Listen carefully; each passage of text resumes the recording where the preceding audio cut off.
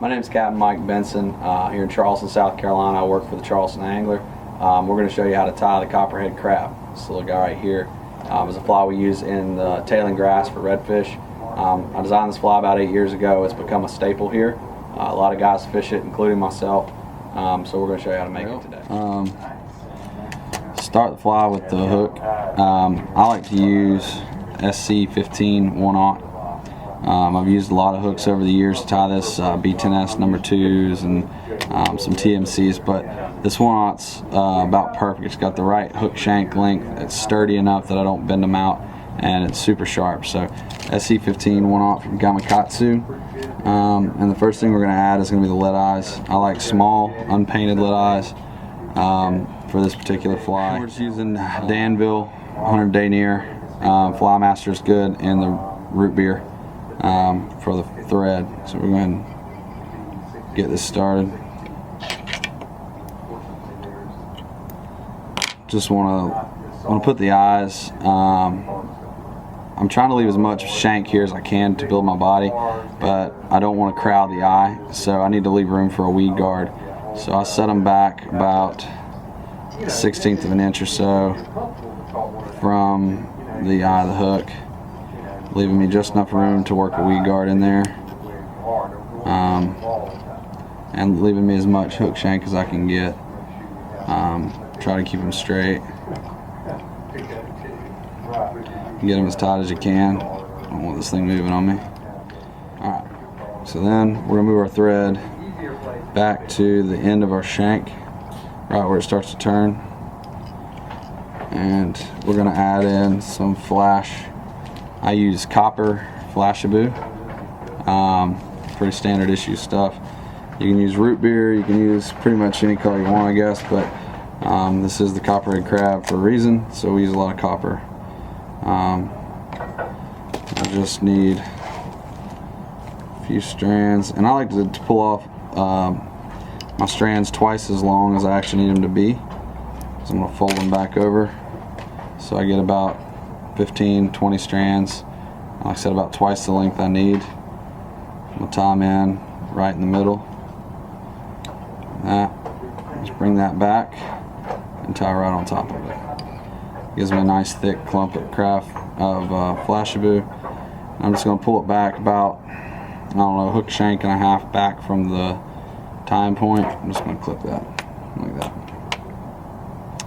Alright, now we're going to splay hackles. I like a ginger barred hackle. You can use pumpkin or root beer or brown, but I like the barred effect.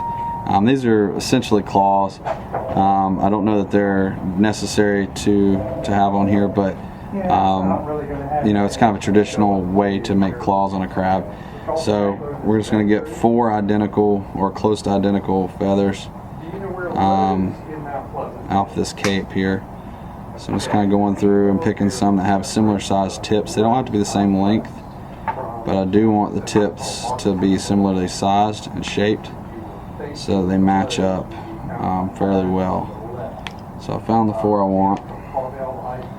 I'm just going to line them up in pairs. You can see this hackle has a natural curve to it, so that when I put those on, I want the curve facing away from the pattern.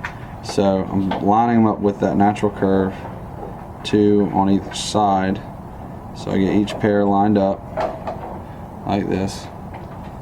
I'm going to line those pairs up there, put those down once I get them lined up. I'm going to line this pair up like that. Then I'm going to take them, and once I get the pairs kind of the lengths lined up where I want them, I'm going to take these and I'm going to lay them opposing in pairs. So one pair is bending away from the other pair, and you can see how that works like that. So once I get that lined up, now I'm going to tie them in, and this takes a little time to get right. Most of the time you got to really work at them to make sure that they get even. The best way I found to do that is to leave them whole. I see guys trimming them ahead of time to the length they want. That's not very good when you're trying to line these up. So what I do is I lay them in there the whole feather at a time. I pull them down to the length I want, and then I position them roughly where I want them to be. Now I'm going to make a few loose wraps and pull them down tight. Now those are not right, but because I left the length in there, now I can grab my pairs and tweak them and move them into the position I need them to be. And don't ever hesitate to roll this thing over and make sure it looks good from both angles. There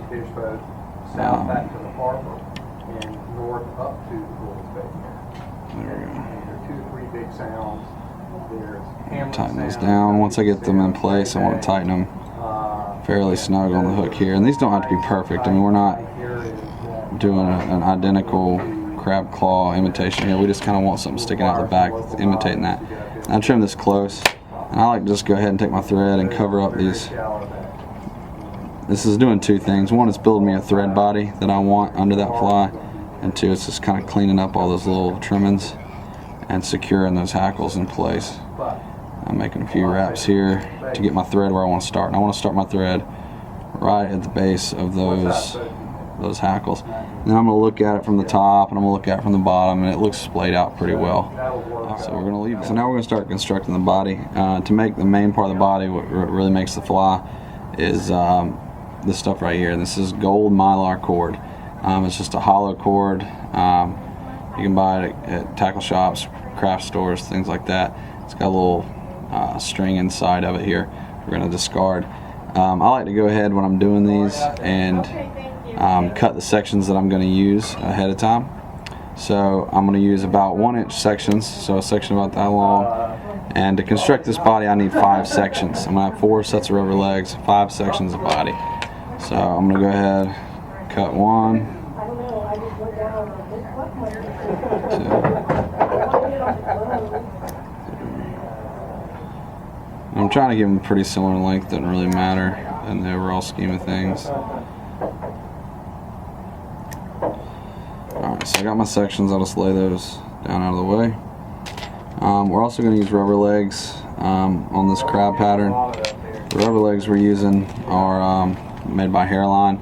They're barred crazy legs in the orange, gold, speckled. They used to be called Copperhead legs, which is originally where I got the name for this fly. Is from the legs I was using on it. So to do the legs, I like to cut them ahead of time too. I'm using 4 sets or 4 legs. So I pull off 2 full-length sections, double them over. I'll just take my scissors and go right down the middle of them. Now I have 4 matching length legs. Trim the tops off so they're individualized, and then just lay those out of the way. So we're going to start the first body section. First thing I'm going to do is remove the cord out, discard that, and then we're going to tie this in. It's just a figure 8 system like you would tie in yarn or anything else. Just figure 8 that in. Doesn't take very many wraps to secure this. You see guys get crazy with wraps, but really 1 or 2 good figure 8s and you're set. And I'm going to go ahead and tie my second body segment before I put my legs in. And I like to start from behind the segment previous to the next segment. So my thread's actually going to come over both segments of the mylar and then go back over both segments on the first wrap. That keeps them tight together so that I get a nice compact body and it doesn't spread out. And then I'm going to go in between and figure 8, maybe 1 wrap in between the 2 just to solidify, and that's going to hold that in place. Now I'm going to take my rubber legs and I'm going to tie these in right in between the 2 body segments. Just 1, kind of line it up, and then come back with another wrap here.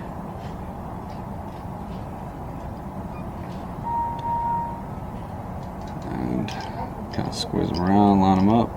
And really that's it, 1 figure 8. These rubber legs bite down real tight, they don't go anywhere. So then I'm going to do my next body segment. We're just going to continue this all the way up. Once again, always coming in from behind and then figure 8ing. I'm just going to keep working. Maybe 1 wrap through the middle.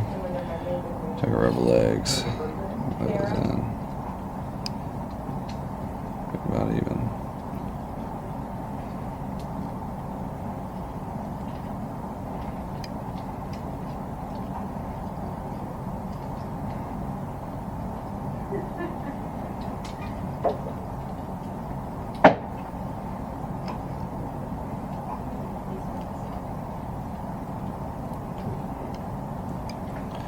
Just keep working that line right on up through.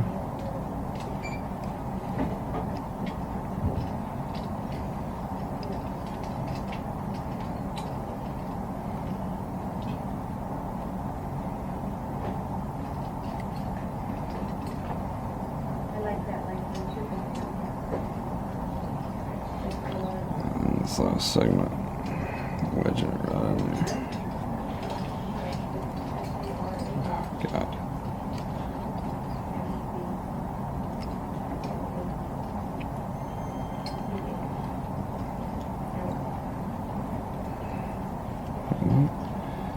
Right legs.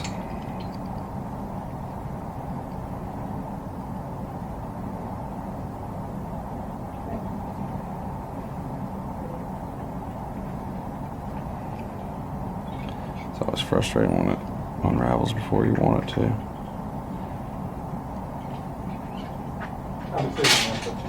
Okay.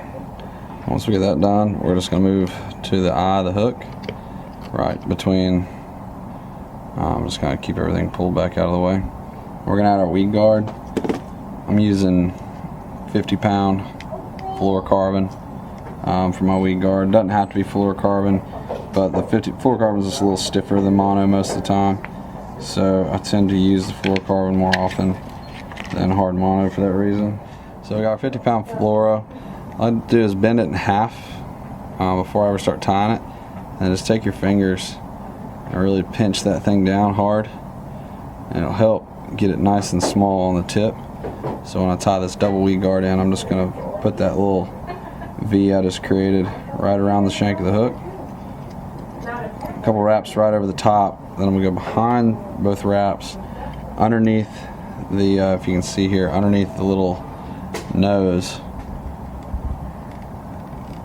and then back around. I'm making a loop around that. What that does is that pulls that weed guard into an upright position, which is obviously where it needs to be in order to be an effective weed guard. I'll then go around and in between, figure eighting these guys to separate the weed guards from one another, once again helping to create a more effective weed guard. Once I get that set, just make a few wraps in front here to get it where I want. Grab your whip finisher and finish her off.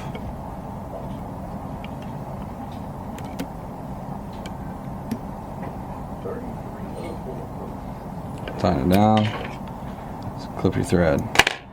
Now, one trick that you can use, you can kind of spread that guy out and just make sure it's where I want it. And then I'm going to go ahead and cut this just a little longer than it needs to be to guard that hook shank. And that's a nice stiff weed guard. It keeps you as weedless as you can be. One little trick I like to do when I'm tying any crab pattern, because I don't want to cut my legs when I'm trying to shape my body, is actually use hackle pliers. And we don't use these much in salt water, so they're usually just laying around on guys' desks that came in some kit. But a good set of hackle pliers. Pull all your legs, make sure you got them all, pull them all down, and then clip your hackle pliers to them and let it dangle. Now all my legs are bunched. I don't have to worry about clipping them when I'm shaping this thing. The shape is not really too crucial here. I generally just go just a little outside of the eyes and just kind of cut it in a quasi-curved pattern. Doesn't really have to be anything specific. Try to keep it even.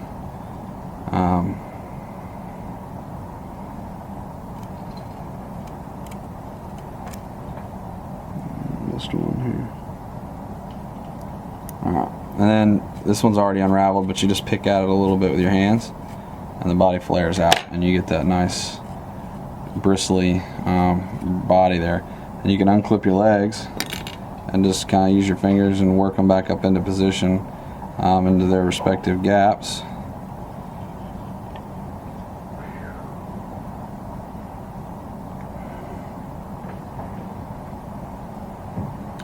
Get them back down where they need to be. Now we got our legs out, and then we're going to use head cement. Now we're not just going to coat the head, we're going to coat everywhere there's thread. And we're just using any kind of head cement you like. I like a thinner head cement. This Griff's works well, hard as whole works really well, but we want something that's going to soak into these threads. So we're going to take our bodkin, get us a nice glob on here. Actually, just coat this all the way along the body here, and just let it, I mean, don't get shy with it. We want to make sure and get a nice coat of head cement on all the threads. This adds to the life of the fly. If we don't do this, we can, you know, catch maybe 1 or 2 fish on this fly, but by not coating all this stuff and getting a nice durable hard thread base, we can catch multiple fish on the same fly without any real problems. So, and that's it, man. That's her.